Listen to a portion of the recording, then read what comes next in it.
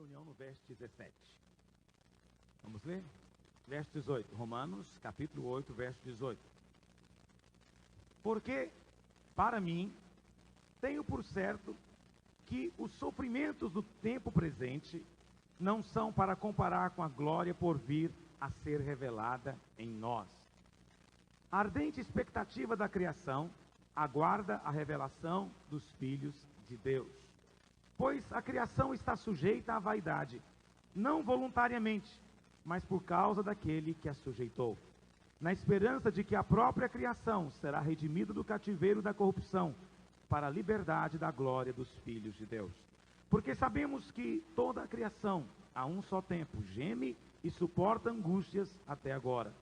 E não somente ela, mas também nós, que temos as primícias do Espírito, igualmente gememos em nosso íntimo, aguardando a adoção de filhos, a redenção do nosso corpo. Porque na esperança fomos salvos. Ora, esperança que se vê não é esperança, pois o que alguém vê, como espera? Mas se esperamos o que não vemos, com paciência o aguardamos. Vamos compartilhar por etapa, por bloco. Esse texto tem 3 blocos. Esse é o primeiro deles. O segundo vai do verso 26 até o verso 28, e o terceiro do verso 29 até o 39. Cada um deles com um propósito bem definido em mente. Mas para você poder compreender o que Paulo tem em mente aqui, você deve se lembrar um pouco do que nós falamos aqui domingo passado. Quantos não estavam aqui domingo passado? Então nós tínhamos outra igreja aqui domingo passado, porque estava lotado isso aqui. Então os irmãos estão revezando, né? Combinaram de revezar? Cada domingo vem um. Deve ser para caber, não é?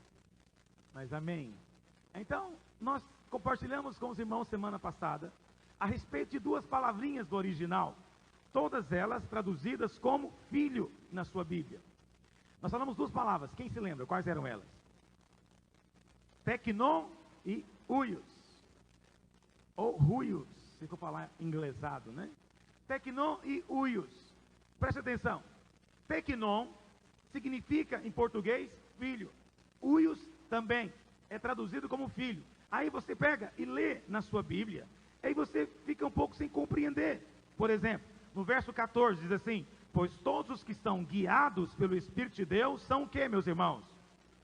Filhos de Deus. Você lendo aqui em português, você fica sem ter clareza do significado. Mas a palavra filho aqui no verso 14, no original, é huios. Põe na sua Bíblia. E essa palavra huios significa filho maduro, filho crescido, filho amadurecido. Então, poderíamos traduzir da seguinte maneira: pois todos os que são guiados pelo Espírito de Deus são filhos maduros de Deus, são filhos adultos de Deus. Mas no verso 16, por exemplo, diz assim: o próprio Espírito testifica com o nosso Espírito que somos o quê? Filhos de Deus. A palavra filho aqui não é huios, mas é teknon, que significa o quê? Filho gerado, filho ainda recém-nascido, filho genuíno, filho gerado da semente, mas filho ainda pequeno, imaturo, na infância. Então veja, por um lado o Espírito guia, por outro lado o Espírito testifica. O testificar é para sermos filhos gerados, teknon, mas o guiar é para produzir em nós filhos maduros. Deus não quer apenas nos gerar filhos, Ele quer também, depois que somos gerados, nos guiar a toda a verdade.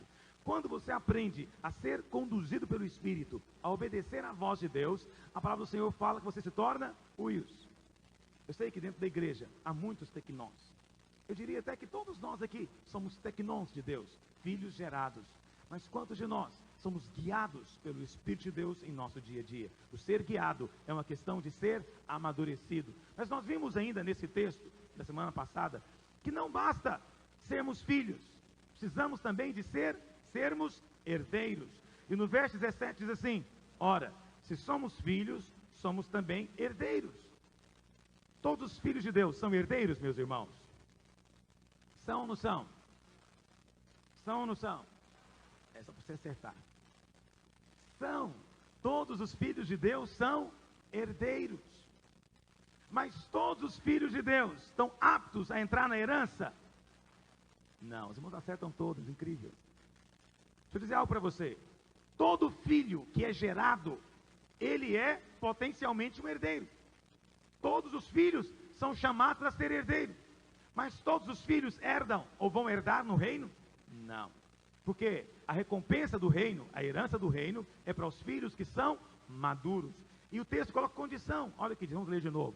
Ora, se somos filhos, somos também herdeiros. Herdeiros de Deus e co-herdeiros com Cristo. 2 pontos. Esses 2 pontos aqui são vitais. Eles trazem uma clareza extra. E sem eles talvez ficássemos confusos ou interpretássemos errado. E olha o que diz. Se. Então circula esse se, essa partícula condicional. Se com ele sofremos, para que também com ele sejamos glorificados. Todos os filhos serão glorificados. Essa é uma promessa da palavra de Deus. Entretanto, nem todos terão a mesma glória. Entende o que eu estou dizendo? Paulo diz lá em 1 Coríntios capítulo 15, se não me engano, no verso 39 ou 40, alguma coisa assim, diz que há diferença entre estrela e estrela. Todos nós somos estrelas de Deus, resplandecendo para a sua glória. Mas há estrelas que brilham mais do que outras estrelas. Esse brilho, esse fulgor é a glória. Todos os filhos serão glorificados, mas nem todos terão a mesma glória. Mas preste atenção, a herança depende de sofrer. Sofrimento é a palavra que está aqui. Eu sei que nós não gostamos muito dessa palavra, mas deixa eu dizer algo para você. Não tem como amadurecer sem sofrer. Deus quer ter filhos maduros. Eu sempre tenho falado aos irmãos aqui a respeito do propósito de Deus. Hoje vamos falar novamente. Mas deixa eu dizer algo para você. O propósito de Deus é ter filhos, mas não apenas filhos tecnons. Deus quer ter filhos maduros, uios, filhos que de fato foram conformados à imagem do primogênito, que é o Senhor Jesus. Deus quer ter filhos maduros, e o processo de amadurecimento passa por sofrimento. Há um processo nos esperando. Deixa eu te dar um exemplo. É como uma semente de flor. Quando você pega a semente, você não sabe o que é que está ali dentro. Não é verdade? Você não sabe o que está ali dentro. Deixa eu ler com você. Olha o que diz a palavra de Deus. Olha aqui, verso 18. Porque para mim, tenho por certo, que estes sofrimentos do tempo presente não são para comparar com a glória por vir a ser revelada em nós. A ardente expectativa da criação aguarda a revelação dos filhos de Deus. A palavra revelação aqui poderia também ser traduzida como manifestação. Né? Revelar é manifestar o que estava oculto. Agora preste atenção. A criação toda está aguardando com ardente expectativa a manifestação dos filhos de Deus. Deixa eu dizer algo para você. Quando você pega uma semente de rosa, você está vendo ali a semente da roseira. Você está vendo a roseira ali? Se alguém disser para você, eu que não entendo nada de sementes e coisas afins, se o Mauro disser para mim, olha pastor, isso aqui é uma semente de roseira, eu vou dizer, parece igual a todas as sementes, não vejo nenhuma distinção. Ele me diz, né? É um testificar dele, mas eu mesmo não estou vendo nada. Para mim é semente como qualquer outra. Mas essa semente é um estágio. Hoje nós somos semente. Essa semente tem caído no solo deste mundo para germinar e para morrer. Primeiro morremos, e quando morremos, germinamos. Essa semente então começa a germinar. E acontece um dia em que essa semente germinada cresce. E quando ela cresce, um belo dia, aparece um botão de rosa que desabrocha. Essa rosa é a glorificação. É a manifestação da roseira. Deixa eu dizer algo para você. Assim acontece conosco. Você hoje é filho de Deus. Quantos aqui são filhos de Deus? E você fala que você é filho de Deus. Alguém acredita em você? Larga de ser arrogante, Vanderlei. Você falar que você é filho de Deus? Para com isso. Vocês crentes é tudo metido, não é assim que eles falam? Crente é muito arrogante, pretencioso. Eles acham que só eles são filhos de Deus. E aí, você...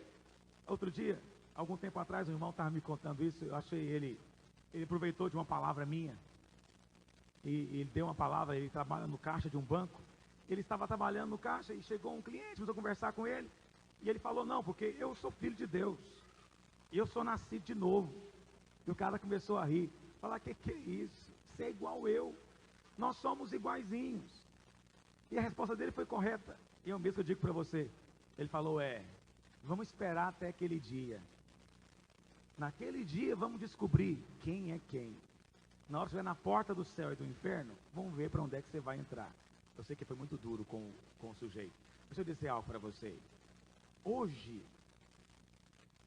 você fala que você é filho de Deus, ninguém acredita que você é igual a todo mundo. É ou não é? Deixa eu dizer para você uma coisa. A semente de Deus já foi colocada dentro de você.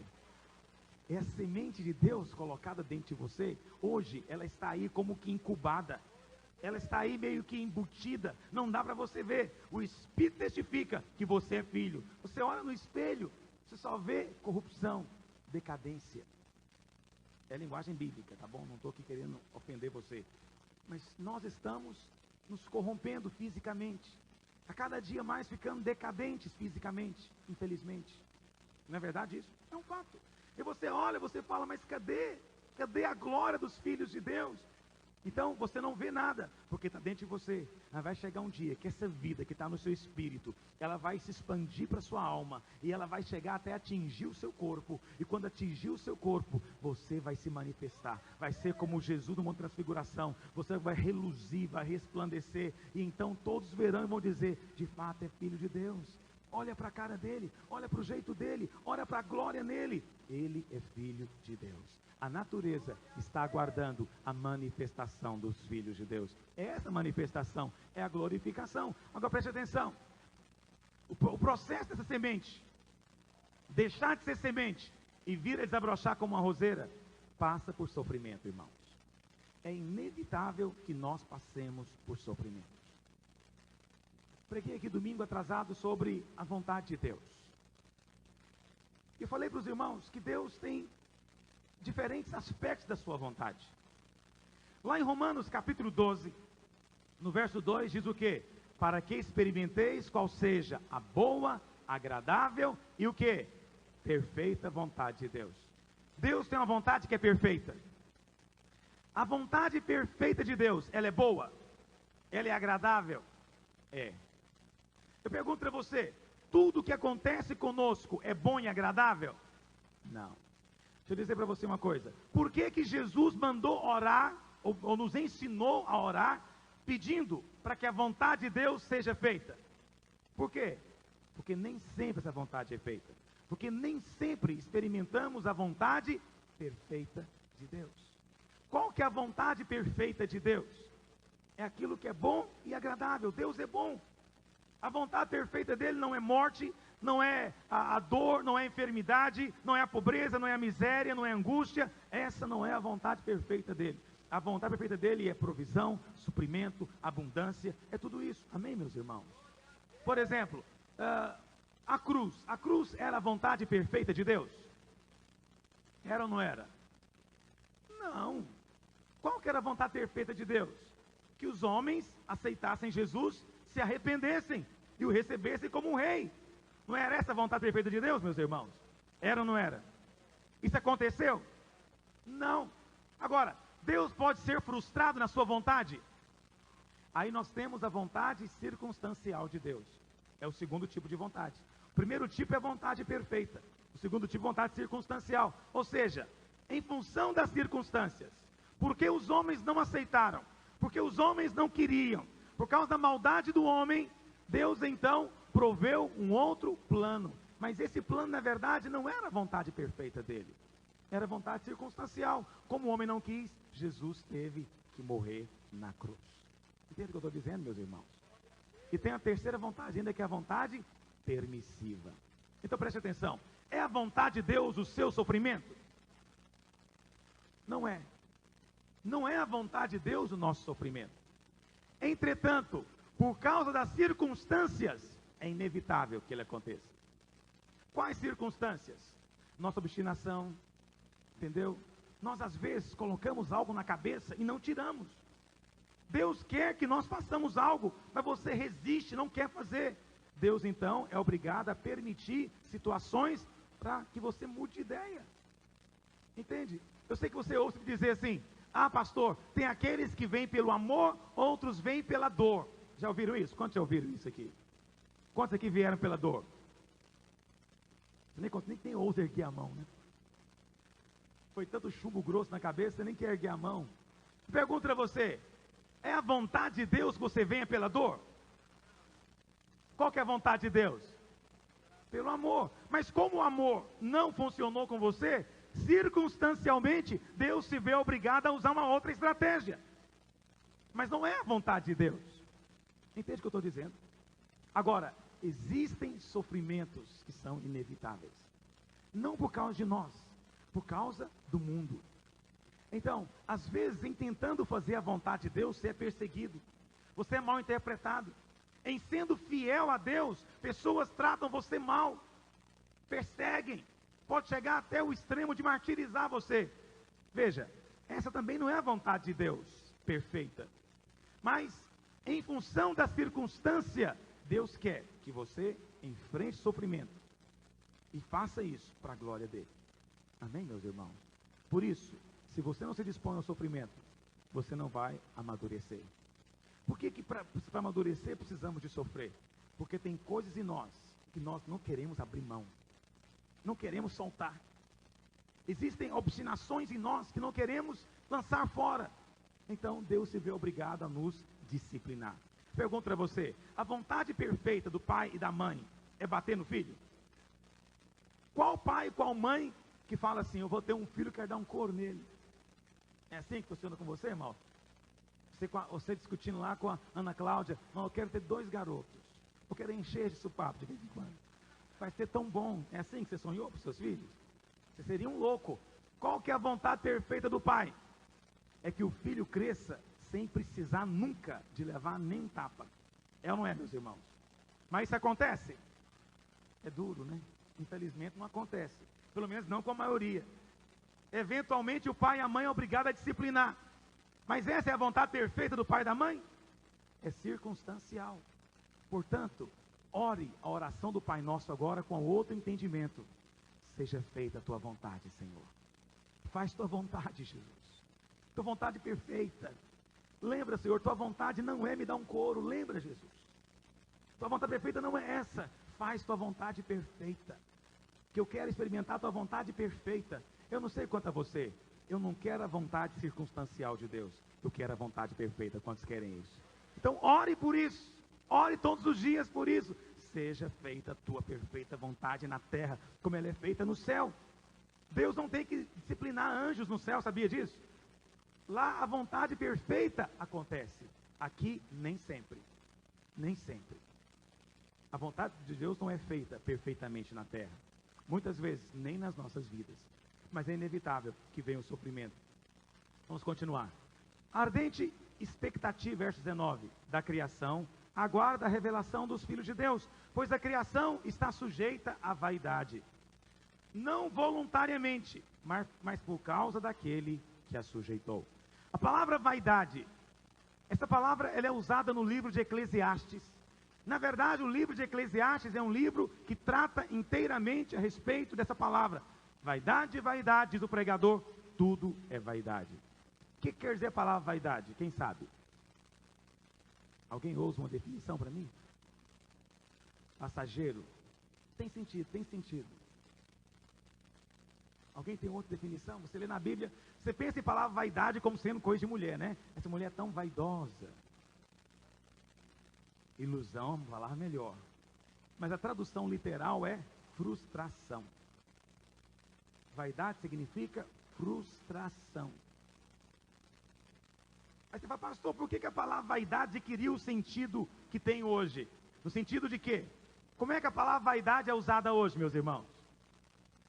Uma pessoa que gosta de se enfeitar, não é verdade? Pessoa vaidosa. Mas na verdade, todo enfeite é frustrante. Por quê? Porque é falso. Não é verdade. Entendeu? Por isso que falam, quando falar que você é vaidoso, na verdade não há nenhum elogio nisso. Só está falando que você está frustrando a expectativa. Eu achei que você era linda. Mas depois que tirou a peruca, o cílio postiço, a dentadura, a maquiagem, a lente de contato azul, eu fiquei frustrado. Entendeu o que é vaidade? Quantos estão entendendo o que eu estou dizendo que é vaidade? Isso é vaidade segundo a Bíblia. A Bíblia fala que tudo é vaidade. mas nem por isso deixe de ser vaidoso nesse sentido. Não é? Você deve se arrumar apropriadamente. Agora, é frustração. Agora o texto diz que a criação, toda a criação, está sujeita à vaidade. Ou seja, toda a criação é frustrante. Por que a criação é frustrante? Verso 21 explica: na esperança de que a própria criação será redimida do cativeiro da corrupção, para a liberdade da glória dos filhos de Deus. Eu sei que o versículo parece complicado, vou traduzir para você ele. O que Paulo está falando? Ele fala assim: olha, a criação toda está debaixo de uma imensa frustração. Qual que é a frustração? É o cativeiro da corrupção. É uma expressão poética. O que é o cativeiro da corrupção? É a prisão da morte, é a prisão da decadência. É inevitável. Tudo que Deus criou, que está aqui hoje na criação, na velha criação, nasce, cresce, morre e decompõe-se. É assim com animais, é assim com árvores, é assim com quase tudo, com tudo que tem vida naturalmente. Ele nasce, cresce, depois morre e se decompõe. A palavra do Senhor fala que esse ciclo não é a vontade de Deus.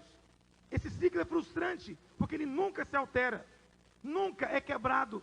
E a Bíblia fala que a natureza então geme, aguardando ser liberta desse ciclo para entrar na glória dos filhos de Deus, quando então não vão estar mais sujeitos à decadência e à morte. Não me pergunte como vai ser isso, eu não sei. Eu não sei como vai ser novos céus e nova terra, onde não vai ter mais morte. Porque nós só podemos imaginar hoje a vida através da morte. Por quê? Porque Deus estabeleceu hoje que Ele vai tirar força da fraqueza, que Ele vai tirar a abundância da miséria, da ausência, e Deus estabeleceu que Ele vai tirar a vida do meio da morte. Por quê? Porque Deus hoje quer mostrar a sua glória naquilo que Ele criou. E é por isso que para você estar vivo, alguma coisa tem que morrer, não é verdade? Você só pode estar vivo porque você matou alguma coisa, ou matou uma planta, ou matou um animal, uma galinha, um porco, uma vaca. E o próprio ato de mastigar, de morder, é agressivo, é violento, é morte. Deus não planejou que isso acontecesse. Não era esse o projeto de Deus. Não me pergunte também como vai ser. Como é que é possível haver equilíbrio ecológico sem que um animal devore o outro? Mas naqueles dias, a Bíblia fala que a criação vai ser redimida desse ciclo terrível de corrupção. Mas não apenas a natureza geme. A Bíblia fala que a criação toda geme. Não é assim? Mas não só a criação, verso 22. Porque sabemos que toda a criação, a um só tempo, geme e suporta angústias até agora.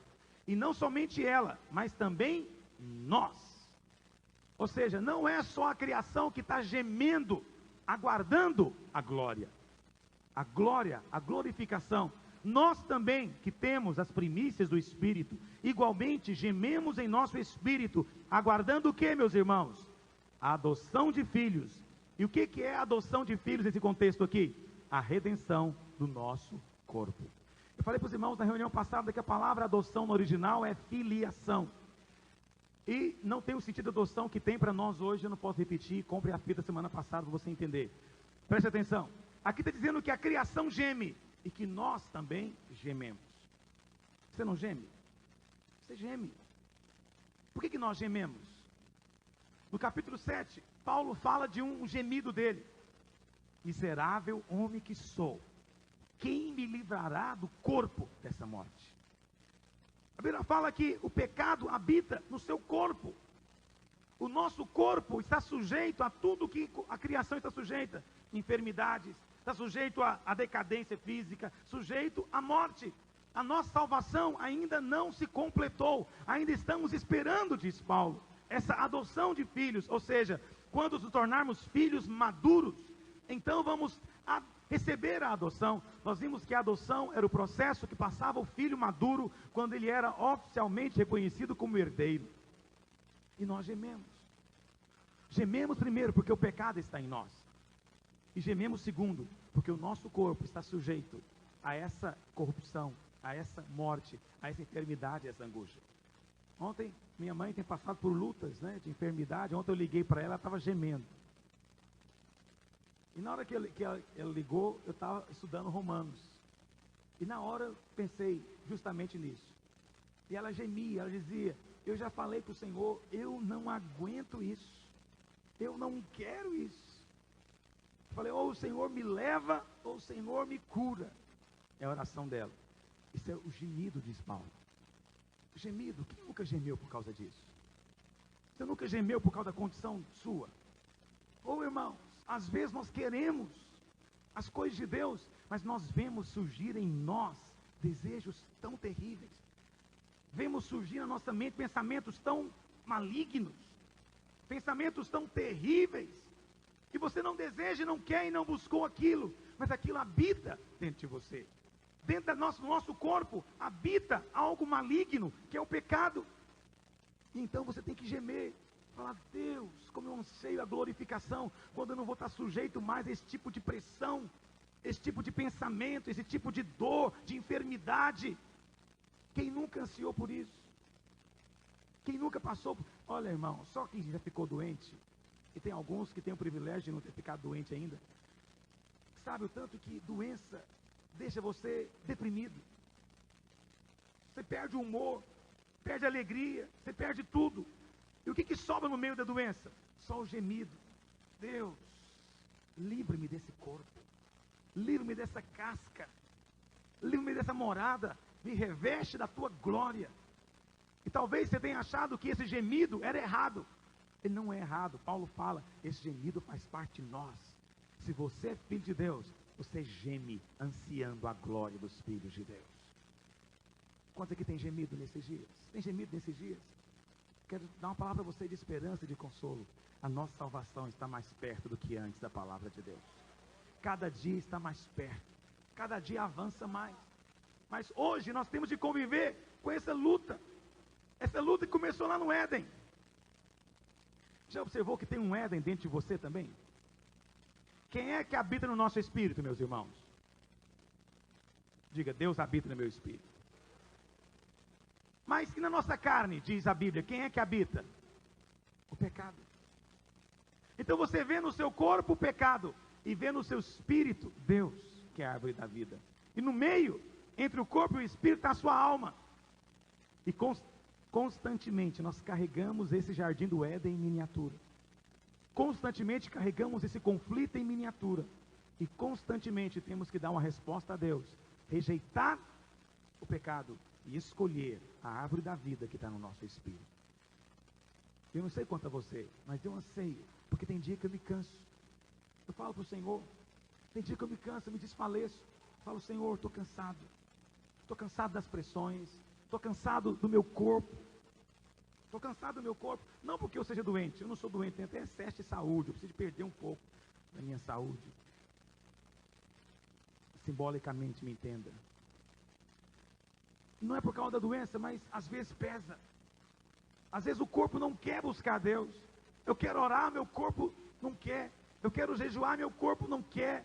Eu tenho que estudar a palavra, eu tenho que me desgastar no estudo, meu corpo não quer. Eu tenho que lutar contra desejos, contra fome, contra sono, contra indisposição, contra mal-estar. E às vezes, quantas vezes tenho orado com angústia, orado com mal-estar, quantas vezes tenho sentado com a Bíblia na minha frente, eu falo, Deus, eu não enxergo nada, não estou conseguindo ver nada nisso aqui. Senhor, me abre os olhos, eu não estou com vontade de ler, não estou com vontade de orar, não estou com vontade de nada, mas eu quero, mas eu sei que o meu espírito e minha alma gemem dentro de mim, porque o meu corpo é um fardo pesado que eu tenho de carregar todos os dias.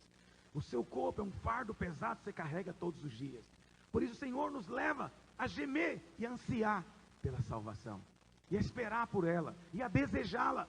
É por isso que você tem que ansiar pela glória de Deus, porque no dia em que formos revestidos da sua glória, e se manifestar a nova morada que vamos ter, que é um corpo glorificado, nós seremos tal qual Ele é. E não teremos de carregar mais nenhum fardo e nenhum peso. E naquele dia toda a natureza se alegrará conosco. Porque o Senhor Jesus não morreu apenas pelo homem. Ele morreu por cada bicho, por cada planta, por cada erva. Ele morreu por todo esse planeta. Talvez você ache estranho. A Bíblia às vezes parece que metaforicamente atribui capacidades humanas à natureza. A criação geme, a natureza tem expectativa. Eu dizer algo para você, a cada dia que passa, os cientistas descobrem isso, que estamos num planeta vivo. A Terra é viva.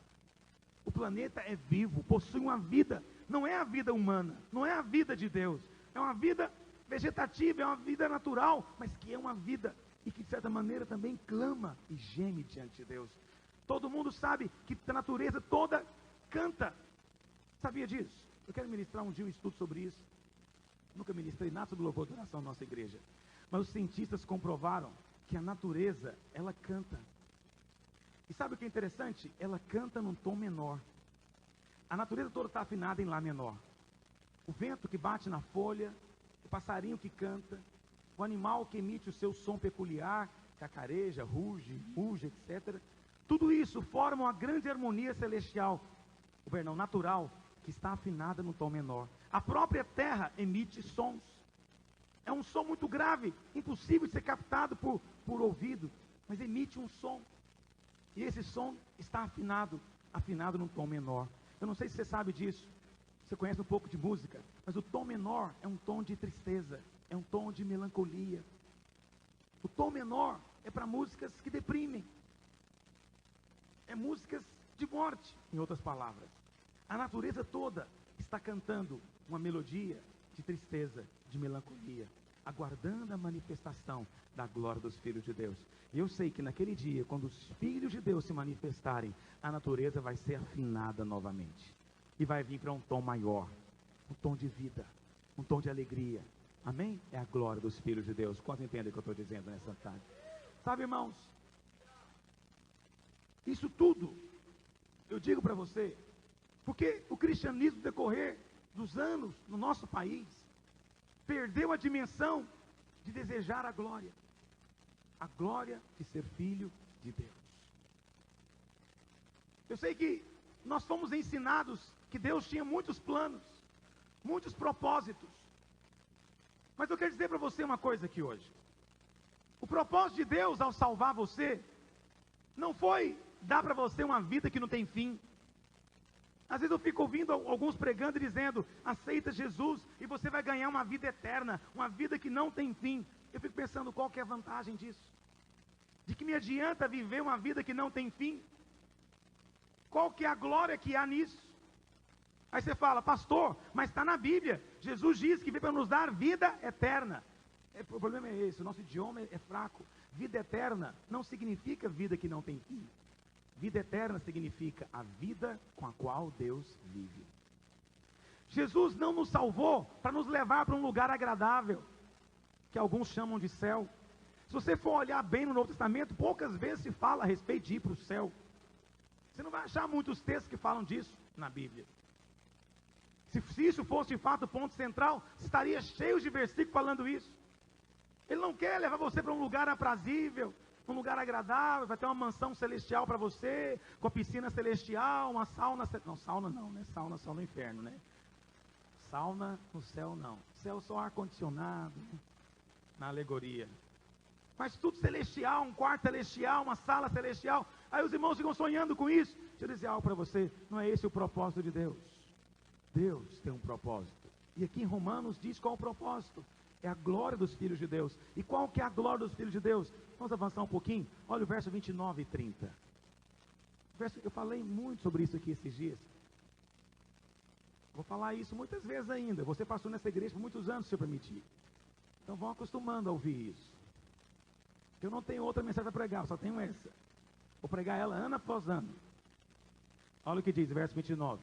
Porquanto aos que de antemão conheceu, também os predestinou para serem conformes à imagem de seu filho, a fim de que ele seja o primogênito entre... Olha que interessante. Qual que é o propósito de Deus no final então, meus irmãos? Qual que é? Qual que é o propósito final de Deus? Fazer você igual a Jesus. Você não sabe o que é isso, você ainda é cego, você não sabe nada. Você não faz ideia do que é ser como Jesus. Porque você não sabe, na verdade, nem direito quem é Jesus. Talvez tenha que parar mais para pensar a respeito do Filho de Deus. A Bíblia fala que ele é a exata expressão de Deus Pai. Deus criou todas as coisas, mas o homem foi diferente. Deus fez o homem de maneira diferente. E Deus planejou que esse homem fosse uma cópia de Jesus. A Bíblia fala então que Jesus veio. E quando ele veio, diz João, ele era o unigênito de Deus. O que quer dizer a palavra unigênito, irmãos? Filho único. Mas aqui, Paulo está dizendo, ele não é mais unigênito, ele vai ser o primogênito. O que é o primogênito? Primeiro entre muitos. E por que é assim? Jesus é o protótipo. Nós somos as muitas cópias. O alvo de Deus é fazer de você uma cópia de Jesus. De tal maneira que no futuro, quando a criação olhar, quando os anjos olharem, vão dizer, é ele, parece com Jesus, é filho de Deus. E vai olhar para um, para outro, milhares, milhões, bilhões de homens e mulheres parecidos com Jesus. Com a glória que ele tem. Agora, qual que é a maneira como Deus faz isso? Se você olhar o português apropriadamente do versículo, vou traduzir para você, porque às vezes compreendemos pouco a palavra porque não falamos bem o idioma. Olha o que diz: porquanto aos que de antemão conheceu, também os predestinou para serem conformes. O que quer dizer a palavra conforme? Esse aqui é um particípio erudito. Se você fosse falar no português coloquial, seria conformado, ou seja, colocado na forma. Olha o que diz: para serem conformados, ou seja, colocados na forma da imagem de seu filho, a fim de que ele, Jesus, seja o primogênito entre muitos irmãos. Essa é a glória dos filhos de Deus, que um dia nós seremos tal qual ele é. Seremos tal qual ele é. Mas hoje Deus já está fazendo isso. Jesus é a forma. Vamos imaginar uma forma de bolo. Filipenses 3:21. Pode ler para mim. Vamos imaginar uma forma de bolo. Olha para cá. Então, vamos imaginar. Eu não tenho nada aqui que possa ser usado como uma forma para você entender bem. Você pega uma forma de bolo. Jesus é a forma. Ele é o padrão. Ele é o protótipo. Deus então pegou e dele fez um molde. E agora, Vanderly, ele pega você, farinha de trigo, e fala, você vai virar um bolo igualzinho Jesus. Bolo Jesus. Aí ele pega você, e coloca você na forma. E ali ele taca a água do Espírito, não é verdade? Ali ele começa a amassar você. Não gostamos muito de ser amassados, não é verdade, irmãos? Mas tem jeito de fazer o bolo sem amassar? Ele vai amassar você. E o que vai acontecer? Colocar na forma implica em duas coisas. Às vezes pode ser que um pedacinho sobrou. Quando sobra, ele faz o quê? Dá uma cortada. Aí a farinha berra. Fala, Senhor, o que é isso? Tu és tão bondoso. Não faz isso comigo não. Aí a farinha chora. Mas aí o santo cozinheiro celestial fala, não preocupa não. No final vai dar certo. Confia em mim.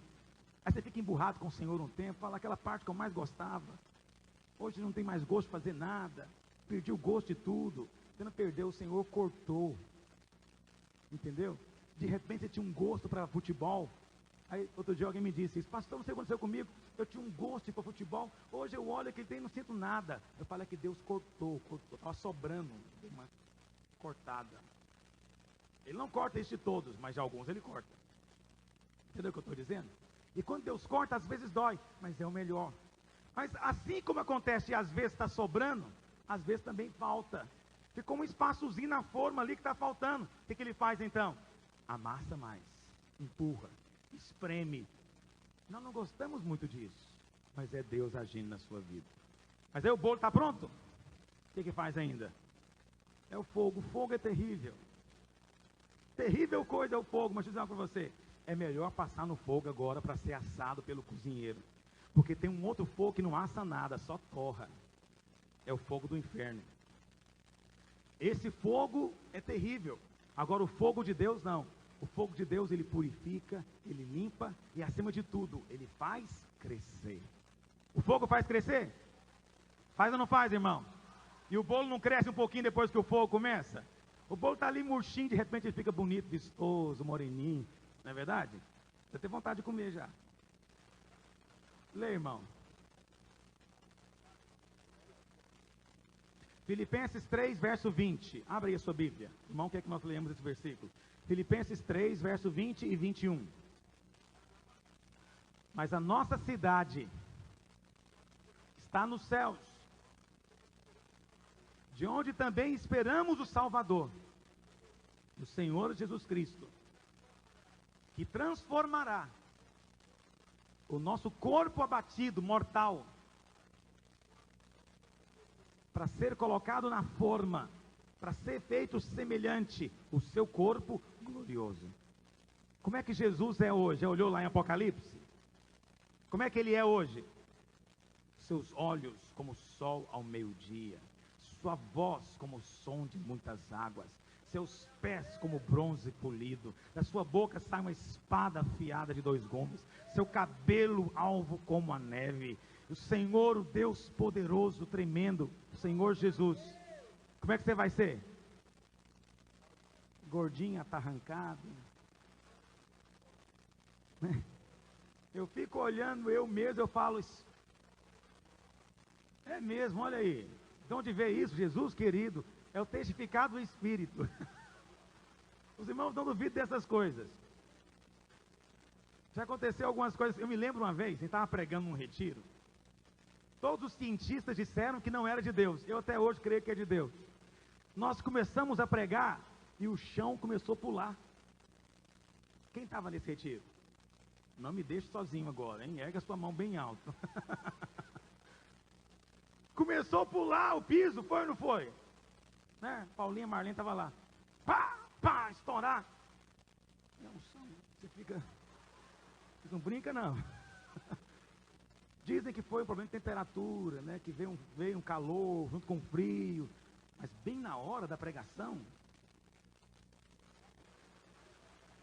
Eu falei que domingo passado sobre isso, vocês irmãos estavam aqui, né? Mas deixa eu dizer algo para você.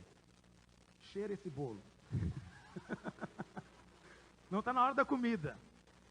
Mas com certeza Deus está trabalhando na sua vida. Para chegar nesse ponto aqui, passou por um fogo, meu querido. Passou pelo fogo. O fogo é inevitável. É por isso que o bolo geme. Mas o Senhor fala, não geme não, meu filho.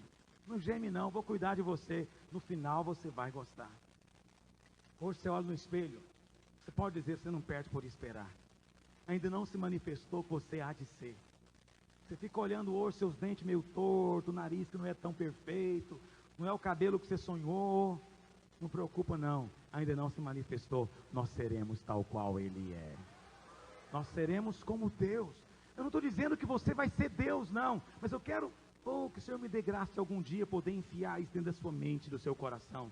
Você não vai ser Deus, mas você vai ser imagem e semelhança realmente dele. Vai estar conformado na forma. Vai se parecer demais com ele. É por isso que estamos aqui. Tem irmão que está querendo coisas. Tem irmão que está pensando que a herança são coisas. E eu estou aqui pensando em outra coisa. Eu quero ser igual a ele. Eu quero ser igual a ele. Não estou preocupado com prosperidade simplesmente, nem com saúde simplesmente. Essas coisas são boas, mas não é a minha herança. Não é o meu propósito. Não é para que eu fui criado. Porque, aliás, se você olhar na sua Bíblia, olha a sua Bíblia novamente. Verso 28 diz assim, 29. Sabendo que aos que de antemão conheceu, diga, Deus me conheceu antes. Antes do quê? Antes da fundação do mundo. Deus já conheceu você. Não me pergunte como é que ele faz isso, ele é Deus. Deus é Deus, ele faz o que ele faz. E ele conheceu você antes. Antes de tudo, antes que houvesse mundo. Deus conheceu você. Milhões e milhões de anos, na eternidade passada, Deus conheceu você. E quando ele conheceu, ele predestinou. Ele falou, é isso, eu estou vendo aqui na minha mente o Abel. Ele vai ser igual o meu filho. Porque Jesus é o eterno, ele sempre existiu, ele é o alfa e o ômega.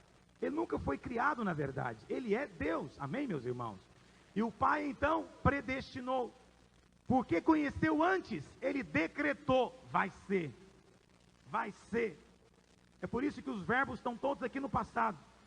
E diz mais, e aos que predestinou, verso 30, perdão. Aos que predestinou, a esses também fez o que, meus irmãos? Chamou. O chamado é a conversão. Fomos chamados. E aos que chamou, a esses também fez o quê? Então veja, a predestinação é a escolha de Deus na eternidade. O chamado é a escolha de Deus no presente. Mas porque nós havíamos caído no pecado, Deus teve que nos justificar. E aqui na justificação também já está incluída a santificação, que é o processo que estamos hoje, para no final ele dizer, a esses também glorificou. Então qual que é a glória na verdade? O verso 29 explica que a glória é ser conformado na imagem do Senhor Jesus. É ser colocado na forma. Você hoje está sendo colocado nessa forma. Deus tem colocado você nessa forma. Deus tem medido você, avaliado, tem visto o que está sobrando, tem visto o que está faltando. E Ele vai ajeitar, Ele vai conformar, Ele vai amassar o barro, até que esteja na forma parecido com Jesus. E você possa ser filho crescido, filho maduro, e receber a adoção, a glorificação, pela qual anseia a própria criação. E nós ansiamos juntos com Ele. Nós somos o povo da glória, amém, meus irmãos? Ansiamos pela glória de Deus, amém, meus irmãos? Você anseia por isso? Geme por isso? Tem gemido por isso? Eu gemo por isso. Eu gemo por isso. Eu anseio por isso. Eu clamo por isso. Mas veja, talvez a palavra-chave desse capítulo, nessa parte aqui, seja gemer, não é? Nós vimos que a criação geme. Depois Paulo fala que não só a criação geme, no versículo 23 e 22, mas nós também gememos, amém, meus irmãos? Agora eu vou contar para você uma outra coisa, Deus também geme, o Espírito Santo também geme, diz Paulo. Olha o que ele diz no verso 26, também o Espírito Santo, semelhantemente nos assiste em nossa fraqueza, porque não sabemos orar como convém, mas o mesmo Espírito intercede por nós sobremaneira, com gemidos. Olha outro que geme aqui, todo mundo gemendo. A natureza geme, nós gememos, o Espírito Santo também geme. Mas ele geme porque nós gememos. Ele geme através de nós. Ele geme em nós. O Espírito Santo é tão maravilhoso, tão dócil. Nunca nos trata de maneira altiva. Sempre nos trata no nível que nós estamos. Com altivez, para falar das coisas que ele sabia, do que ele via, do que já tinha visto na glória no céu. O que ele falou? Pai seja convosco, amigos, me conta quais são as últimas novas. Parece a ironia, né? Aí eles falam, você não mora em Jerusalém, você não sabe o que aconteceu esses dias. E o Senhor, não, né? Não é maravilhoso ver Jesus dessa maneira? Conta para mim o que aconteceu. E eles falaram, e Jesus começou a compartilhar com eles, de maneira, no nível que eles estavam. E depois, quando chegaram em Emaús, convidou ele para entrar, para comer, e quando eles estavam na mesa que partiu o pão, foi que eles perceberam, é Jesus. Na hora que eles notaram, Jesus desapareceu. Jesus falou, olha, se falando das coisas terrenas, vocês não me entendem, que dirá se eu falar das celestiais? O que significa isso? Deus é bondoso, Ele vem tratar conosco no nível que nós estamos. Sabe, muitas vezes nós líderes temos posturas muito arrogantes, e queremos lidar com os mais novos de maneira muito por cima. Deixa eu dizer algo para você, faça como Jesus. Se o irmão é novinho, converse com ele na linguagem dele, no nível dele, do jeito dele, na posição dele. Esse é o nosso Deus. Por que o Espírito geme? Porque você está gemendo. E aí, acordo de manhã, eu falo, Senhor, tem que falar alguma coisa. Senhor, me fala o que eu devo falar. Senhor, me diz porque eu não sei. Eu não estou com vontade de orar, eu não estou com vontade de pregar, eu não estou com vontade de nada. Então que o Senhor faça. Eu começo apenas, tem hora a gemer, eu não sei o que falar. Eu falo, Senhor, não sei o que dizer. E nessa hora eu sempre me lembro do Espírito. E eu às vezes choro, às vezes eu literalmente fico gemendo diante de Deus. Mas eu sei que naquela hora o Espírito geme comigo. Porque Ele me assiste na minha fraqueza. E sabe por que Ele faz isso? Para orar de acordo com a vontade de Deus. É que às vezes o meu gemido é o seguinte, Jesus, afasta a tua mão de mim. Senhor, não me disciplina mais não, maneira barra. Mas o Espírito aproveita o meu gemido e fala, Senhor, continua, vai em frente. Mas você nem sabe como é que ele está gemendo. Mas você sabe que ele está gemendo, você fica alegre porque ele gemeu. Mas você não faz nem ideia do que ele orou por você. Só coisas boas, pode ter certeza. Ele só ora coisas boas por nós. Quantos dizem amém nessa manhã? Estão conseguindo me acompanhar nessa manhã? Alguém me falou essa semana que me ouve pregando de manhã, não entende nada do que eu falo. Os irmãos comprem a fita e ouçam 10 vezes durante a semana para você entender. Mas não se permita não entender. Porque são verdades da palavra de Deus. E o texto diz então que o Espírito nos assiste. O que significa a palavra assistir? É pegar junto com, no original. É agarrar junto. É como alguém que vai erguer um peso. E o outro vem e agarra junto com o outro. E fala, vou contar até 3, do 3 a gente puxa. Esse é o Espírito Santo. Ele vem para agarrar junto com você. Não que ele vem fazer no seu lugar, mas ele faz junto com você. Por isso o Espírito quer se alegrar em você e com você. Mas também ele vai gemer junto com você. Mas de acordo com o entendimento de Deus. E ele nos assiste em nossa fraqueza. Qual que é a nossa fraqueza? Aqui está falando de fraqueza da carne, meus irmãos? Não, é a fraqueza de não ver. É a ignorância. Eu não estou vendo o que Deus tem para mim lá na frente. Eu não sei o que me espera lá na frente. Como eu não sei, eu não oro da maneira certa. Aí o Espírito Santo vem e ora através de mim. Essa fraqueza também aqui nos fala de falta de percepção. Às vezes eu não sei as implicações todas da minha oração. Eu não sei se tem demônios envolvidos. Eu não sei se é minha carne, se é eu mesmo. Às vezes eu não sei nada do que está envolvido ali. Mas o Espírito Santo sabe. E ele me assiste da minha fraqueza, da minha debilidade, da minha limitação. Quando você conhece sua limitação nessa manhã, o Espírito Santo assiste você e ele faz com gemidos inexprimíveis. Esses gemidos aqui também pode ser oração em línguas. Por isso, ore em línguas. Porque quando você ora em línguas, literalmente, é o Espírito Santo orando através de você. E o texto fala, e aquele que sonda os corações sabe qual é a mente do Espírito, porque segundo a vontade de Deus é que ele intercede pelos santos, através dos santos. Intercede por nós e também através de nós. E o texto diz mais, sabemos que todas as coisas cooperam para o bem daqueles que amam a Deus, daqueles que são chamados segundo o seu. Qual que é o propósito de Deus? Qual que é? Nos fazer semelhantes a... Quantos aqui foram chamados com esse propósito? Qual que é a promessa de Deus? Tudo coopera para o nosso bem. Como esse versículo se aplica? Tudo que acontece conosco, meus irmãos, é para o nosso bem? É isso que está falando o texto? Não. Tem coisa que acontece conosco que não é a vontade de Deus. Pergunto para você, você está bem aqui, está firme aqui na igreja, de repente você resolve ter uma relação com seu namorado, e está namorando um ímpio, e você não sabe, o seu namorado tem AIDS, e você pega a AIDS dele. Essa era a vontade de Deus, meus irmãos?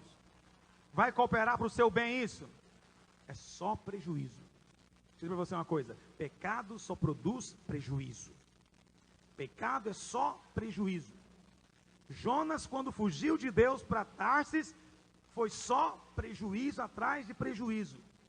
Agora, se você ama a Deus, e Jesus disse, quem é que ama a Deus de fato?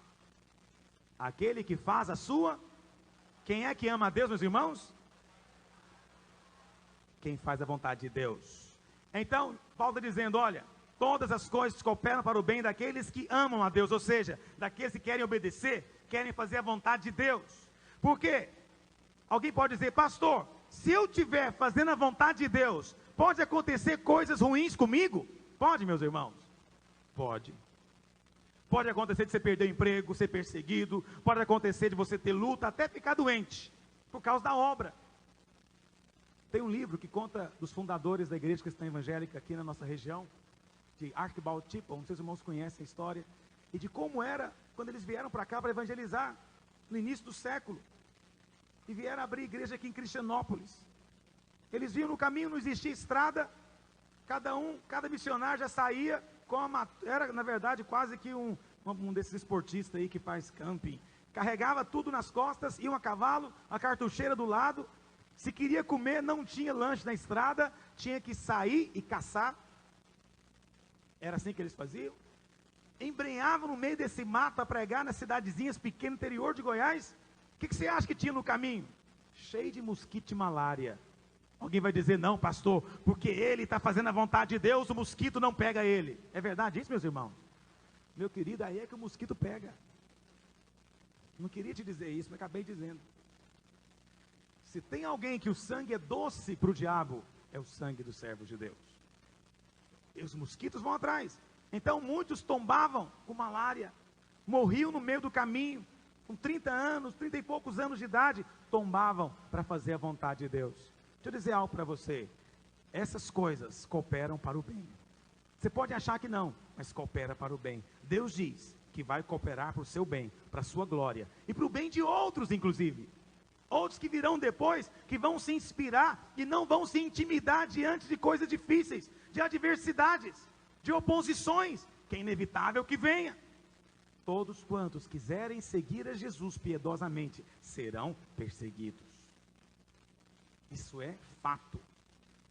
Não é promessa não, isso é realidade. Acontece. Em fazendo a vontade de Deus, às vezes temos problemas, temos dificuldades, mas o Senhor garante, isso vai cooperar para o seu bem. Vai ser para a sua glória, vai ser para o seu galardão, e vai ser para o seu bem espiritual. Você se tornará parecido com Jesus. Isso é promessa de Deus. Agora não diga o mesmo com relação àquilo que vem do pecado. Paulo então, ao encerrar essa sessão tão longa, um capítulo tão complexo da palavra de Deus, já estamos nele há 3 semanas, porque é um capítulo tão importante, que fala de maneira tão contundente desse propósito maravilhoso de Deus. Paulo então, depois de dizer sobre tudo isso, aos que de antemão conheceu, a esse predestinou, e ao que predestinou, a esse chamou, e ao que chamou, justificou, e ao que justificou, já glorificou, porque na ótica de Deus já está consumado, já está feito. Deus não pode ser frustrado. Paulo então se levanta, e o final do capítulo é um grande hino de louvor ao Senhor. E Paulo faz perguntas, que eu chamo de as perguntas que não podem ser respondidas. Olha o que ele diz: que diremos, pois, à vista destas coisas? Se Deus é por nós, quem será contra nós? É Paulo dizendo. Se ele dissesse apenas, quem será contra nós? Teríamos muitas respostas, não é verdade, meus irmãos? Tem muita coisa, tem muita gente que é contra nós. Mas essa frase, quando ele põe, se Deus está lutando do meu lado, quem se atreve a lutar contra mim? Para essa pergunta não há resposta. Não há ninguém que se habilita, não há ninguém que se capacita a resistir ao Deus que vai junto com você, que peleja as suas guerras, que peleja as suas batalhas, que é por você. Vamos dizer isso junto? Se Deus é por nós, quem será contra nós? Fala para o seu vizinho isso, diga para ele, se Deus é por você, meu irmão, quem será contra você? Não se preocupe com oposição nenhuma, com dificuldade nenhuma, porque Deus é por nós. Deus não é por você porque você é bonzinho. Deus não é por nós só quando nós acertamos todas. Deus não é por nós só quando nós agimos de maneira perfeita. Deus é por nós porque somos chamados segundo o seu propósito. Deus é por nós porque aquele que começou em nós boa obra há de completá-la até o dia do Senhor Jesus. Deus é por nós, meu querido, porque Ele nos escolheu antes da fundação do mundo. Deus é por nós porque nós respondemos ao seu chamado. Ele está em nós e nós estamos nele. Aí vem a segunda pergunta que não tem resposta. Aquele que não poupou a seu próprio filho, antes por todos nós o entregou, porventura não nos dará graciosamente com ele todas as coisas? Outra pergunta que não tem resposta. Se a pergunta fosse somente, porventura Deus não nos dará todas as coisas, talvez pudesse haver dúvida e houvesse uma resposta para ela. Mas quando ele coloca a primeira parte, ele diz, olha, Deus tinha algo que era o mais precioso. Deus tinha a si mesmo. Deus tinha o seu próprio filho, que é Ele mesmo, o Senhor Jesus Cristo. É o que Deus tinha de mais precioso, Ele mesmo. E um dia nós precisamos, e Deus veio então e nos deu o que Ele tinha de mais precioso. Ele nos deu Jesus. A pergunta de Deus agora é o seguinte: para Ele que não nos negou Jesus, vai nos negar o que agora? Será que Ele vai negar a geladeira que você está orando? Será que Ele vai negar o emprego que você está procurando? Será que Ele vai negar o marido que você está esperando? Será que Ele vai negar o que para você? A libertação, a cura? O que Ele pode negar? Ele não vai negar mais nada, porque Ele já deu o que tinha de mais precioso. Quase entendem o que eu estou dizendo? Essa é a lógica de Deus. Entende? Essa é a lógica de Deus. Se eu fui capaz de dar o meu carro para você, eu vou te negar agora o chaveiro para colocar a chave? Entendeu o que eu estou dizendo? Se eu fui capaz de dar um carro que vale muito, eu vou negar agora o chaveiro que vale tão pouco? Comparado com Jesus, o que são as outras coisas? O que podemos comparar com Ele?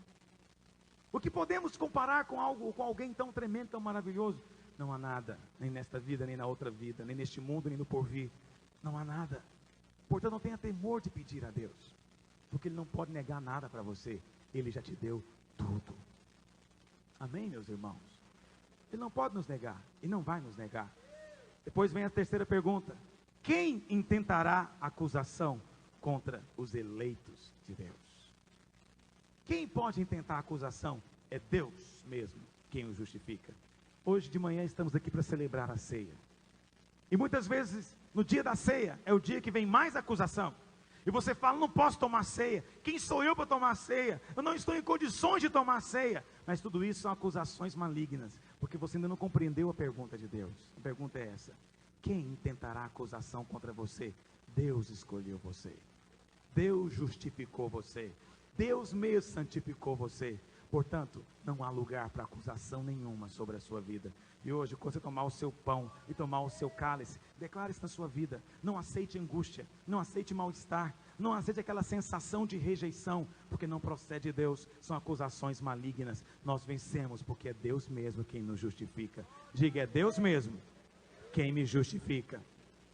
Depois vem a quarta pergunta: quem os condenará? É Cristo Jesus quem morreu, ou antes, quem ressuscitou, o qual está à direita de Deus e também intercede por nós. Não é só o Espírito Santo que intercede por nós, Jesus também intercede. O Espírito Santo intercede em nós, através de nós. Jesus intercede diante do trono de Deus, de forma que há uma intercessão dupla, uma intercessão que não pode falhar, da graça e da misericórdia de Deus. E a pergunta é essa: quem pode condenar você? Será que o seu irmão do lado pode condenar você? Será que o seu pai ou sua mãe podem condenar você? Será que o seu marido ou sua esposa podem condenar você? Será que o seu colega de trabalho, o seu vizinho pode condenar você? Será que o diabo, o inferno pode condenar você? Ninguém pode condenar, porque é Jesus quem morreu e ressuscitou, e está à direita de Deus, e Ele agora é o nosso advogado. Fala para o seu vizinho: meu irmão, fala com o meu advogado. Qualquer coisa contra mim, conversa com o meu advogado. Pode dizer para ele isso, é um fato. Advogado que não perde a causa. E para encerrar, acompanhe na sua Bíblia, verso 35. Quem nos separará do amor de Deus? Quem nos separará do amor de Deus? Essa é outra pergunta que não pode ser respondida. E Paulo então, ele é tomado de um êxtase. E ele começa a tentar enumerar e falar de coisas. E ele vai dizendo: quem nos separará do amor de Cristo? Será a tribulação? Será que tribulação pode separar do amor de Cristo? Claro que não. Angústia, são muitas. Será que elas podem? Também não. Será a perseguição, ou fome, nudez, perigo, ou espada? Nada pode me separar. Como está escrito: por amor de ti somos entregues à morte o dia todo, somos considerados como ovelhas para o matadouro. Este aqui é o sofrimento que Deus diz que é inevitável que você tenha. Aqui não fala de doença, aqui não fala de miséria, mas aqui fala de perigo, de espada, de perseguição, tribulação. Aqui fala de angústias. Essas coisas são inevitáveis, vão acontecer com você, mas no meio delas, saiba disso: o amor do Senhor não se altera. Ele é o mesmo. Ele é o mesmo. Em todas estas coisas, porém, somos mais que vencedores por meio daquele que nos amou. No original é hipernicomen, que significa hiper vencedores. Esse prefixo hiper é semelhante ao super. Aqui na nossa Bíblia está mais do que. No original é hiper, que é também usado em português.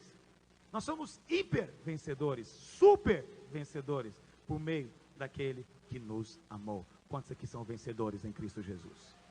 Oh, meu irmão, você tem que vencer no meio da dificuldade. Sabe, quando vier a aflição e o diabo fala para você: Deus abandonou você, Deus não está cuidando de você, você está doente, Deus está fazendo nada. Sabe, Mostre para o diabo o amor de Deus. E fala, não tem nada que pode separar do amor dele. Haja o que houver, ele me sustenta nas suas mãos. E nem um fio de cabelo cai da minha cabeça, a não ser pela sua permissão. Porque eu estou no centro da sua vontade, do seu propósito. Eu caminho na luz da palavra dele. E eu não posso me desviar nem para a direita nem para a esquerda. Porque uma voz diz atrás de mim, este é o caminho e eu ando por ele. Por isso, se vem angústia, se vem perigo, se vem espada, perseguição, tribulação, fome, nudez, não importa o que venha. Em todas estas coisas, eu sou mais do que vencedor. Eu caminho por cima delas. Eu piso sobre elas. Quantos podem dizer isso nessa manhã no nome de Jesus? Porque eu estou bem certo. Vamos ler juntos, verso 38. Porque eu estou bem certo de que nem morte, nem vida, nem anjos, nem principados, nem coisas do presente, nem do porvir, nem poderes, nem altura, nem profundidade, nem qualquer outra criatura poderá separar-nos do amor de Deus que está em Cristo Jesus nosso Senhor. Aleluia, aleluia, glória a Deus, aleluia. Vamos ficar de pé, vamos celebrar a ceia do Senhor nessa manhã. Vamos celebrar a ceia do Senhor. Vamos cantar um canto que fala do amor de Deus? Tem um hino antigo, mas eu acho que não sei se saberia Conte cantar. Alguém conhece? O amor de Deus é singular. Os irmãos não conhecem. Os irmãos não têm herança evangélica. Não tem história protestante. Você tem que ter. Bom, de qualquer maneira também não tem a letra. Não vamos cantar aquele. Nem a morte, nem a vida, e nem mesmo os irmãos conhecem esse? Nem a morte, nem a vida, e nem mesmo os anjos? Nem a morte, nem a vida, e nem mesmo os anjos, mesmo principados, potestades, podem separar-nos do amor de Deus que está em Jesus Cristo, o nosso Senhor. Nem a fome ou a nudez ou perigo algum, nem a tribulação ou a angústia podem separar-nos do amor de Deus que está em Jesus Cristo, o nosso Senhor. Vamos do começo agora. Enquanto nós cantamos, o irmão está distribuindo os elementos. Você não tome. Hoje é dia da ceia. Cada vez que tomamos a ceia, o Senhor nos dá uma ênfase. A ênfase hoje é o amor de Deus. Quero que você fale e pense no amor de Deus. Enquanto nós cantamos, você pode dizer para o irmão do seu lado: Pai, irmão, este pão e este cálice é para lembrar você hoje que Deus ama você muito. E Ele amou você ao ponto de não negar o seu próprio filho e entregou por você. Amém? Então espere, vamos tomar todos juntos. Aumenta o tom porque está muito baixo. Nem a morte, nem a vida, e nem mesmo os anjos, nem os principados, potestades, podem separar-nos do amor de Deus que está em Jesus Cristo, o nosso Senhor. Nem a fome ou a nudez ou perigo algum, nem a tribulação ou a angústia podem separar-nos do amor de Deus que está em Jesus Cristo, o nosso Senhor. Povo escolhido, geração eleita, para se assentar.